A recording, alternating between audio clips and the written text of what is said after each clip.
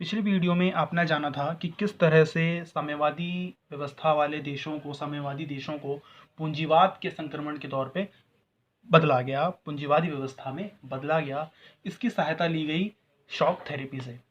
Shock therapy ज़रूरी था, आर्थिक सुधार के लिए ज़रूरी था, लेकिन उसके सकारात्मक परिणाम नहीं निकले। पूंजीवादी व्यवस्था से ही जुड़ा हुआ उदारवादी विचारधारा की जो सबसे मजबूत चीज़ है वो है लोकतंत्र। आप देखिए कि जितने भी पूर्व साम्यवादी देश थे, पूर्व साम्यवादी देशों से मेरा सीधा मतलब है सोवियत संघ के जो गुट के देश थे, जो सोवियत संघ से अलग हुए देश थे, जो सोवियत संघ के बिखरने के बाद उससे अलग हुए थे। आपको पता है कि सोवियत संघ में 15 देश थे, जिसमें से रूस एक था। रूस के अलावा भी और 14 देश थे। जब सोवियत संघ का विघटन हुआ तो वो 14 देश भी अलग हुए, यानी कि 15 नए देश बने, रूस को मिला के 15 नए देश बने। तो उन सभी देशों में अगर आप देखें तो मुख्य रूप से कई देशों में लोकतंत्र की स्थापना नहीं हो सकी। मैंने आपको बताया था पिछली वीडियो के आखिरी के हिस्सों में कि किस तरह से कई देशों के राष्ट्रपतियों ने अपने आप को 10-10 साल के लिए स्थापित कर दिया। इससे कई क्षेत्रों में, कई देशों में तनाव और संघर्ष की स्थिति पैदा हो गई, यानी कि वहां गृह युद्ध जैसे हालात हो गए, बगावत जैसे हालात शुरू हो गए और अलगाववादी आंदोलन चलने लगे। इसीलिए मैं आपको समझा रहा हूं और पढ़ा रहा हूं संघर्ष और तनाव के क्षेत्र, वो भी किसमें? पूर्व साम्यवादी देशों में। मैं पहले आपको बता दूं, पूर्व साम्यवादी का मतलब है ऐसे देश जो पूर्व में, यानी कि पहले साम्यवादी विचारधारा से जुड़े हुए थे। ऐसे देश जो पूर्व में साम्यवादी विचारधारा से जुड़े हुए थे। क्या थे इनके संघर्ष, आइए जानते हैं। और 3 क्षेत्रों में मैंने इन्हें बांटा है: मध्य एशियाई, बाल्कन क्षेत्र और बाल्टिक क्षेत्र। आपकी स्क्रीन पे अभी मध्य एशियाई क्षेत्रों में हम जिसे गिनते हैं, स्लाइड आई, ये है बाल्कन क्षेत्र और ये है बाल्टिक क्षेत्र। तो सबसे पहले कुछ बैकग्राउंड। तो पूर्व सोवियत संघ के अधिकांश गणराज्य संघर्ष की आशंका वाले क्षेत्र थे, क्योंकि हर जगह आकांक्षाएं जो जनता की थी वो पूरी नहीं की गई थी, इसीलिए वहां पर संघर्ष की आशंका बनी हुई थी। इन्होंने गृहयुद्ध और बगावत झेला। जो सोवियत संघ से अलग हुए देश थे वहां पे गृहयुद्ध और बगावत जैसी स्थिति पैदा हो गई। रूस के 2 गणराज्यों में, चेचन्य और दागिस्तान में, हिंसक अलगाववादी आंदोलन भी चले। अलगाववादी आंदोलन वो होते हैं जहां पे चेचन्या और दागिस्तान के जो लोग थे वो अपने आप को अलग देश बनाने की मांग कर रहे थे, यानी कि रूस से अलग होने की आंदोलन कर रहे थे। इसीलिए और ये आंदोलन हिंसक था। यहाँ पे हथियारों, गोला बारूद का प्रयोग किया गया और इसे दबाने के लिए रूस ने बहुत हिंसक कदम उठाए। पूर्वी यूरोप में चेकोस्लोवाकिया 2 भागों में बटा। हालांकि ये शांतिपूर्ण तरीके से बट चुका था। पूर्वी यूरोप में चेकोस्लोवाकिया 2 भागों में बट गया था। चेक और स्लोवाकिया 2 हिस्सों में बट गया था। ये शांतिपूर्ण तरीके से हुआ था, लेकिन तनाव की स्थिति जरूर बनी हुई थी। जहां पे संघर्ष और तनाव बहुत बेहद गंभीर रहे, उनको मैं 3 क्षेत्रों में बांट रहा हूं: मध्य एशिया, बाल्कन क्षेत्र और बाल्टिक क्षेत्र। मध्य एशिया, जिसमें तजाकिस्तान, किर्गिस्तान, यूक्रेन, जॉर्जिया वगैरह आते हैं, तो अजरबैजान वगैरह आते हैं। इस क्षेत्र को मध्य एशिया के हिस्सों में बांटा गया। अब देखिए कि तजाकिस्तान 10 वर्षों तक, यानी कि अलग हुआ वो कब? 1991 में। तो 1991 से लेकर 2001 तक, लगभग 10 वर्षों तक वहां पे गृह युद्ध की स्थिति बनी रही। अजरबैजान के कराबाख में, अजरबैजान का जो प्रांत है कराबाख, वहां पे कुछ अर्मीनियाई लोग जो है वो अलग होकर, वहां पे अर्मीनियाई लोग रहते थे, वो अपने उस हिस्से को अलग करके अर्मेनिया में मिलाना चाहते थे। अजरबैजान के कराबाख से कुछ अर्मेनियाई लोग अलग होकर अर्मेनिया से मिलना चाहते थे। चौथी चीज, यूक्रेन, किर्गिस्तान और जॉर्जिया में भी गृह युद्ध की स्थिति चल रही थी। यहाँ पर ये जो पूरा मध्य एशिया का क्षेत्र है, यहाँ आपको पता है कि बहुत ज़्यादा पेट्रोलियम का भंडार है। तो पेट्रोलियम के भंडार होने की वजह से यहाँ पे जो भारी ताकत है, जैसे अमेरिकी जो यूरोपीय बड़ी बड़ी शक्तियाँ थी, वो यहाँ पर अपना अधिकार पाना चाहती थी, यानी कि यहाँ पर वह अपना प्रभाव जमाना चाहती थी, इन देशों के ऊपर अपना कंट्रोल रखना चाहती थी, ताकि उनसे पेट्रोलियम प्राप्त हो सके सस्ते दरों पर। और तेल कंपनियां भी यहाँ पर प्रतिस्पर्धा का उन्होंने अपने आप यहाँ पे अखाड़ा बना लिया, जिस वजह से यहाँ की जो देश है वहां पे लगातार संघर्ष और तनाव की स्थिति बनी रहती थी। अच्छा, रूस का ये मानना है, क्योंकि ये सारे देश 91 से पहले रूस के साथ थे, यानी कि सोवियत संघ में थे, तो रूस का मानना है कि ये आसपास का जो क्षेत्र है ये असल में मेरा नजदीकी विदेश है, यानी कि नजदीकी देश हैं, तो इनके ऊपर मेरा प्रभाव होना चाहिए। और इस वजह से रूस में और लगातार अमेरिका में और अन्य यूरोपीय देशों को लेकर इस पूरे क्षेत्र में, मध्य एशियाई क्षेत्र में संघर्ष होते रहे। सब अपना अधिकार जमाना चाहते थे यहाँ के तेल भंडार पर। दूसरा क्षेत्र है तनाव का, वो बाल्कन क्षेत्र। अच्छा, बाल्कन क्षेत्र के का एक गणराज्य यूगोस्लाविया, आपको पता है कि पहले ये जो था ये बताइए, यूगोस्लाविया से जुड़ी हुई एक और महत्वपूर्ण बात क्या है? यूगोस्लाविया से जुड़ी एक और महत्वपूर्ण बात यह है कि ये नाम, यानी कि नॉन अलाइंड मूवमेंट गुट निरपेक्ष आंदोलन के संस्थापक देश भी था। अच्छा, खैर, बाल्कन क्षेत्र के अंदर हम यूगोस्लाविया को जोड़ते हैं। यूगोस्लाविया 1991 के बाद कई प्रांतों में बट गया, यानी कि 1991 के बाद यूगोस्लाविया में संघर्ष की स्थिति पैदा हुई और कई साम्यवादी देश, इसलिए मैं कह रहा हूं क्योंकि यूगोस्लाविया भी एक साम्यवादी विचारधारा का देश था।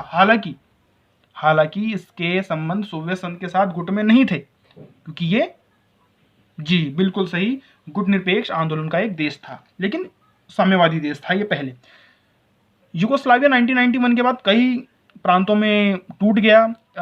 इसमें शामिल थे जैसे कि स्लोवेनिया, ब्रोस्निया हर्ज़ेगोविना,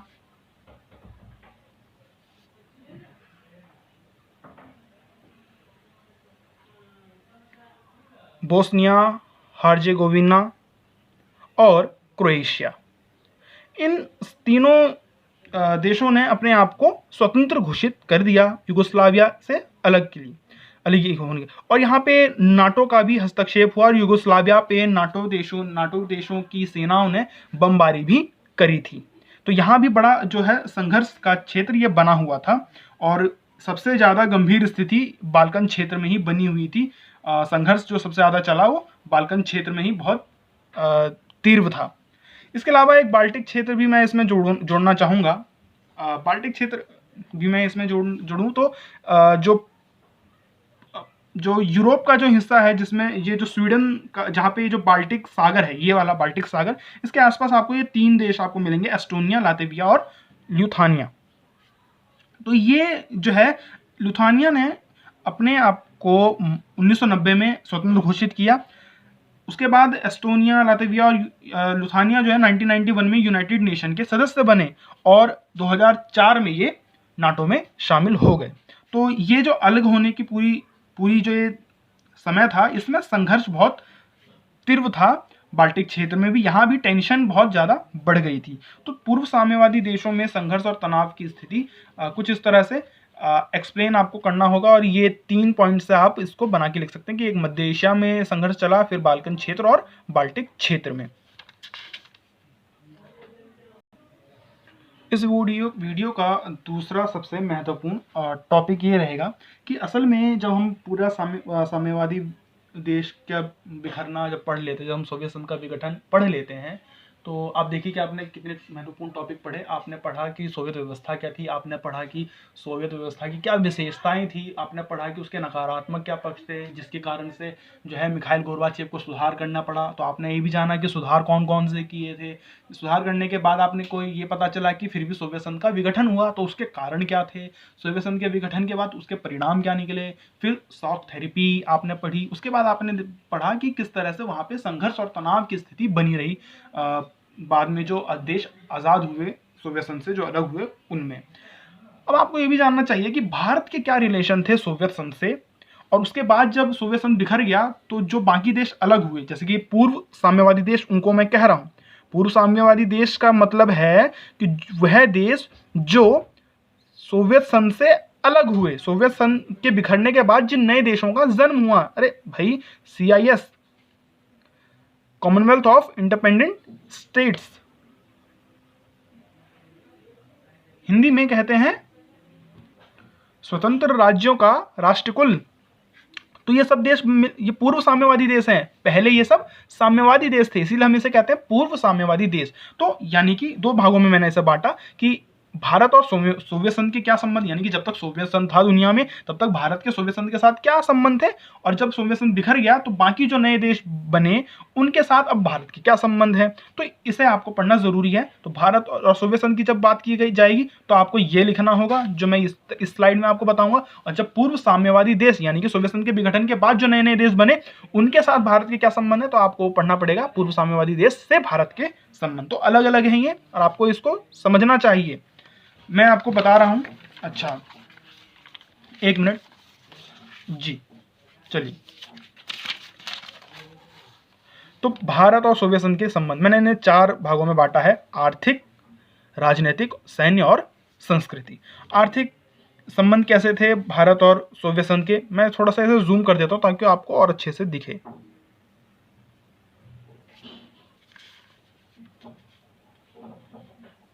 तो भारत और सोवियत संघ के संबंध की चर्चा हम करेंगे, ठीक है। तो आर्थिक संबंध कैसे थे, तो सोवियत संघ ने भारत को सार्वजनिक कंपनी की स्थापना करने में मदद की, भिलाई बोकारो में इस्पात संयंत्र और भारत हैवी इलेक्ट्रॉनिक के लिए आर्थिक सहायता दी। देखिए मैं आपको बताता हूँ, जो भारत की जो PSUs हैं यानी कि पब्लिक सेक्टर की जो कंपनियां हैं, जो सरकारी कंपनियां हैं, उनकी स्थापना करने में सोवियत संघ ने भारत की मदद की थी। अब सोवियत संघ ने मदद की थी, ये प्रूफ आप कैसे देंगे, तो भाई जो बोकारो के अंदर अगर आप लोग ज्योग्राफी पढ़ते होंगे तो आपको पता होगा भिलाई और बोकारो में इस्पात संयंत्र हैं यानी कि स्टील बनाने के प्लांट्स हैं। तो वो बहुत भारी मशीनरी होती है, उसमें बहुत भारी प्लांट लगता है, ये उत्पादक वस्तु का निर्माण करती है यानी कि स्टील। अब देखिए स्टील के बिना क्या कोई भी इंडस्ट्री लग सकती है, नहीं लग सकती, आपको हर चीज में स्टील की आवश्यकता होगी। तो पहले स्टील का एक प्लांट लगाना बहुत जरूरी था और उसकी टेक्नोलॉजी जो है वो सोवियत संघ से मिली हमें। सोवियत संघ ने हमें इस्पात संयंत्र लगाने में, स्टील का प्लांट लगाने में, भिलाई और बोकारो जो 2 जगह है वहां लगाने में, और भारत हैवी इलेक्ट्रॉनिक्स, आपको पता है भारत हैवी इलेक्ट्रॉनिक्स जो भारत में मशीनरी बनाती है, भारत के लिए मशीनरी बनाती है, उसकी स्थापना के लिए आर्थिक सहायता दी थी किसने, सोवियत संघ ने। तो आर्थिक संबंध ऐसे थे, मतलब अच्छे संबंध थे, आपको ये समझना चाहिए इन बातों से आपको लगना चाहिए कि भारत और सोवियत संघ के अच्छे संबंध थे। इसीलिए कुछ आलोचक ये कहते हैं कि असल में भारत तो सोवियत संघ का, सोवियत खेमे का ही देश था। लेकिन आपको पता है कि भारत की जो नीति है वो कभी भी किसी देश से प्रत्यक्ष संबंध यानी डायरेक्ट रिलेशन बनाने से कभी नहीं रोकती थी। हाँ, भारत ये कहता था कि गुट मत बनाओ, गुट बनाने में फिर आपको क्या करना पड़ेगा, गलत कामों में भी उस देश का साथ देना पड़ेगा। लेकिन जब आप प्रत्यक्ष संबंध रखते हैं तो आप अपने हित की सोचते हैं और जो आपके फायदे वाली होती है उस पर आप साइन करते हैं, उस पर आप बात मानते हैं, जो आपके फायदे की बात नहीं है आप उसमें नहीं मानते। लेकिन गुट में आपको हर एक बात को मानना पड़ेगा। भारत ने प्रत्यक्ष संबंध सोवियत संघ से बनाए। दूसरा पॉइंट है राजनीतिक। कश्मीर मामला जब यूनाइटेड नेशन में पाकिस्तान जब कश्मीर मामले को लेकर गया तो भारत का साथ दिया था सोवियत संघ ने, यानी कि भारत जिस पक्ष को मानता है, भारत जो मानता है कि पूरा कश्मीर भारत का हिस्सा है जो कि है, तो उस पे कश्मीर के उस मुद्दे पर यूनाइटेड नेशन में सोवियत संघ जो एक वीटो पावर जिसके पास थी, उसने भारत की मदद की थी, भारत का समर्थन किया था। और तो और 1971 में जब भारत के साथ पाकिस्तान का युद्ध हुआ था, पाकिस्तान बांग्लादेश को लेकर, तो उस दौरान भी भारत की मदद की थी, राजनीतिक रूप से, कूटनीतिक रूप से भारत की मदद की थी। सैन्य संबंध कैसे थे, तो सैन्य संबंध में आप देखिए कि भारत जो है वो अपने सैनिक साजो सामान के लिए भारत को सोवियत संघ ने ऐसे वक्त सैनिक सामान दिए जब कोई देश अपनी टेक्नोलॉजी भारत को नहीं देना चाहता था। भारत को सैन्य उपकरण तैयार करने में भी सोवियत संघ ने मदद की।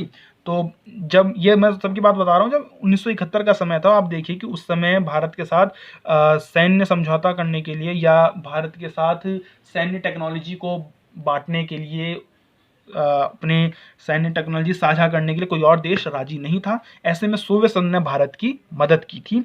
और तो और सैन्य उपकरण तैयार करने में, कई सारे सैन्य साजो सामान तैयार करने में सोवियत संघ ने भारत की मदद की, टेक्नोलॉजी दी ताकि हम अपने यहाँ पे डेवलप कर सकें।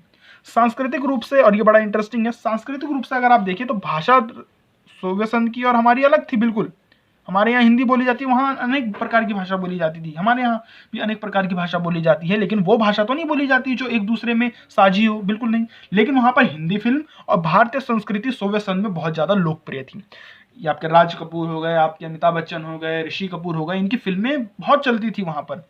और हर बच्चे के ज़बान पे, हर एक नागरिक के ज़बान पे इनके नाम उसी तरह से थे जिस तरह से आपके ज़बान पर है। हमारे यहाँ के लेखक और कलाकार सोवियत संघ की बहुत बड़ी मात्रा में यात्रा करते थे, लगातार आते जाते रहते थे, कॉन्फ्रेंसेज में जाते थे, सांस्कृतिक कार्यक्रमों में जाते थे। यहाँ तक कि रामायण का वहाँ पे मंचन होता था। तो आप समझ सकते हैं कि किस तरह से हमारे संबंध थे। तो इस पूरी स्लाइड से तो आपको यही लगना चाहिए कि भारत और सोवियत संघ के संबंध बहुत मधुर थे, मतलब बहुत अच्छे थे। अब जब सोवियत संघ नहीं रहा तो बाकी जो नए देश बने उनके साथ क्या संबंध है हमारे, तो वो आपको जानना चाहिए। और उसमें मुख्य रूप से एग्जाम्पल लिया गया है रशिया का। रशिया की, यानी कि सोवियत संघ के विघटन के बाद रशिया भी एक अलग देश बना। तो रशिया के साथ क्या हमारे संबंध रहे, इससे आप जान सकते हैं कि पूर्व साम्यवादी देशों से अब हमारे कैसे संबंध हैं। तो देखिए कि पूर्व साम्यवादी देशों के साथ भारत के संबंध अच्छे हैं, मैंने आपको बताया। रूस के साथ विशेष रूप से अच्छे हैं। रूस के साथ विशेष रूप से अच्छे इसलिए हैं क्योंकि रूस उन पूर्व साम्यवादी देशों में सबसे ज़्यादा मजबूत देश था, सबसे ज़्यादा ताकतवर देश निकला, क्योंकि उसके पास वीटो पावर है, क्योंकि उसके पास परमाणु शक्ति है, क्योंकि उसके पास स्थायी सदस्यता है यूनाइटेड नेशन में। तो इसीलिए वो एक ज़रूरी देश बन जाता है। क्या समानताएं हैं हमारी और रूस के विचार में जब सोवियत संघ से वो अलग हुआ? तो अब रूस का ये मानना है, हमारा ये मानना है, दोनों का ये मानना है कि दुनिया जो है, जो विश्व है, वो ना तो एक ध्रुवीय होनी चाहिए, जैसा कि एक ध्रुवीय बन गया, जैसे कि अमेरिका के हाथ में पूरी पावर चली गई और विश्व जो है एक ध्रुवीय बन गया सोवियत संघ के विघटन के बाद, ना तो दो ध्रुवीय होना चाहिए। भारत और रूस का मानना है कि दुनिया जो है, जो विश्व है, वो बहुध्रुवीय होना चाहिए। बहुध्रुवीय का मतलब है जो शक्ति है वो किसी एक या दो लोग के पास नहीं होनी चाहिए, एक और दो देश के पास नहीं होनी चाहिए, बल्कि वह अलग अलग देशों के पास होनी चाहिए। और सभी देश एक अंतर्राष्ट्रीय मंच पर इकट्ठे होने चाहिए, उनमें समानता होनी चाहिए। तो बहुध्रुवीय विश्व का मतलब क्या है? बहुध्रुवीय विश्व का मतलब है कि अंतर्राष्ट्रीय मंच पर कई देश हो। ये ऐसा नहीं हो कि जो अंतर्राष्ट्रीय फैसले लिए जाते हैं उस पर किसी एक या दो देश का प्रभाव हो, बल्कि सभी देशों की राय मशवरे से वो फैसले लिए जाने चाहिए। सुरक्षा की सामूहिक जिम्मेदारी होनी चाहिए, यानी कि यदि किसी एक देश के ऊपर हमला होता है तो ये मानना चाहिए कि यह पूरी विश्व पर हमला है और मिलकर उसका सामना करना चाहिए, ना कि बंटकर और आपस में लड़ना चाहिए। यानी कि जो हमले के रोकने की जो जिम्मेदारी है वो किसी एक देश की नहीं है, किसी एक ताकतवर देश की नहीं है, बल्कि वह सभी के लिए है। क्षेत्रीयताओं को जगह मिले, इसका अर्थ ये हुआ कि अंतर्राष्ट्रीय फैसले जब लिए जाते हैं तो उसमें सबसे बड़ी समस्या ये होती है कि उसके ऊपर किसी एक दो ताकतवर देश का प्रभाव होता है। इससे जो कमज़ोर देश हैं, जो अलग अलग क्षेत्रों में जो अलग अलग क्षेत्र की जो मांगे हैं वो पूरी नहीं हो पाती, उनके अनुरूप वो नियम कानून नहीं बन पाते। तो ऐसे में क्षेत्रीयताओं को, जो क्षेत्रीय विशेषता है, जो क्षेत्रीय की ज़रूरत है अलग अलग जगहों पर, वहाँ से उनको समर्थन मिलना ज़रूरी है। क्षेत्रीयताओं को जगह ज़्यादा देनी पड़ेगी हमें, अगर हमें बहुध्रुवीय विश्व बनाना है। तो अंतर्राष्ट्रीय संघर्षों का समाधान बातचीत से हो। अंतर्राष्ट्रीय संघर्ष का मतलब ये है कि युद्ध की जो स्थिति है, यदि कहीं युद्ध की स्थिति है, यही कोई समस्या है, तो वहाँ पर युद्ध का हमें रास्ता ना अपना के बातचीत का, टेबल पे आके बातचीत करने का तरीका अपनाना चाहिए। संयुक्त राष्ट्र संघ को मजबूत बनाना चाहिए, जिससे सभी देशों की अलग अलग अपनी स्वतंत्र विदेश नीति होनी चाहिए। गुटों का निर्माण, कहने का मतलब यह है कि स्वतंत्र विदेश नीति का मतलब यह है कि गुटों का निर्माण नहीं होना चाहिए। संयुक्त राष्ट्र संघ को मजबूत बनाने का मतलब यह है कि शांति की स्थापना कर सकते हैं हम। तो ये तो हो गई कि दोनों समानता ये हो गई कि दोनों ही देश जो है बहुध्रुवीय विश्व के। ऐसा नहीं है कि बस कहने की बात है, इसके लिए कई सारे समझौते किए हैं। रूस ने, भारत ने एक दूसरे के बीच में कई सारे समझौते किए हैं। तो 2001 में रूस और भारत के बीच में 80 समझौते हुए थे। 2001 में भारत और रूस के बीच में 80 समझौते हुए। कई प्रकार के वो समझौते थे, उसमें सैन्य समझौता भी, उसमें आर्थिक समझौता भी, उसमें व्यापारिक समझौता भी, उसमें कूटनीतिक समझौता भी हुआ था। तो चौथी बात, भारत जो है वो रूसी हथियार यानी रूस जिन हथियारों को बनाता है उसमें दूसरे नंबर का खरीदार भारत है। भारत वो दूसरा ग्राहक है रूसी हथियारों का जो सबसे ज्यादा मात्रा में रूस से हथियार खरीदता है। तो ऐसे में भारत रूस के लिए एक बहुत इंपॉर्टेंट देश है। इनकी भारत के अगर अच्छे संबंध नहीं रहे रूस से तो फिर उनके हथियार कौन खरीदेगा। तो यहाँ बहुत जरूरी बात है कि रूस के लिए भारत बहुत इंपॉर्टेंट देश साबित होता है जब बात हथियारों की आती है, तो हथियारों की खरीदारों की आती है। तो अच्छा, तेल संकट से भी जो है रूस ने हमें कई बार बचाया है। जब जब तेल संकट स्थापित हुआ है, जब जब कीमतों में इजाफा हुआ है, तब तब जो है रूस ने हमें तेल की उपलब्धता कराई। आपको पता है कि रूस के पास प्राकृतिक गैस और पेट्रोलियम का भंडार है, तो वो हमें समय समय पर प्रबंध इसका करा देता है जब भी हमें तेल का संकट हमारे सामने आता है। इसके अलावा आप ये भी जान लीजिए कि ऊर्जा की आपूर्ति के लिए हमारे ऊर्जा की आपूर्ति के लिए कई ऐसे देश जो है कि जैसे कि कजाकिस्तान, तुर्कमेनिस्तान, इनसे भी कोशिश की जा रही है कि समय समय पर इनसे जो है सहयोग मिल सके। तेल वाले जो ये पूरे इलाके हैं इनसे भारत को किसी तरह से ऊर्जा जो संसाधन है वो प्राप्त हो सके, ऐसी ये कोशिशें जारी हैं।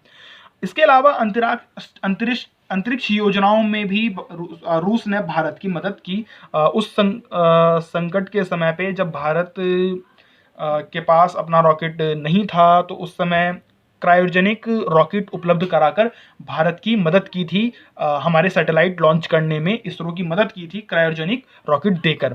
तो ये रूस ने प्रबंध कराया था, उस क्रायोजेनिक रॉकेट उसका था, तो उसने हमें प्रबंध कराया। उसके बाद हमने जो है सैटेलाइट लॉन्च किए।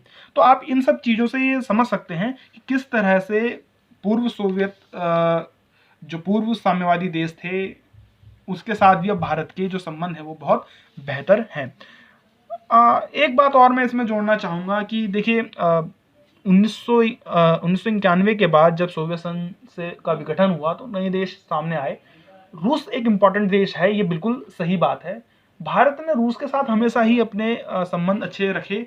सोवियत संघ के साथ तो उसके संबंध अच्छे थे ही भारत के, रूस के साथ भी हम लोगों ने अपने संबंध अच्छे रखे। लेकिन साथ ही साथ अब जो हमारे विदेशी संबंध का, या यूं कहें कि तुलनात्मक रूप से अगर मैं आपसे कहूं तो हमारी विदेश नीति का जो झुकाव अब गया है वो अमेरिकी पक्ष में गया है। और अमेरिका से जो हमारे संबंध पहले ठीक नहीं थे, या यूं कहूं कि कुछ भी नहीं थे शायद, तो 1991 के बाद भारत ने कोशिश की कि वह अमेरिका के साथ भी अपने संबंधों को बेहतर बनाए।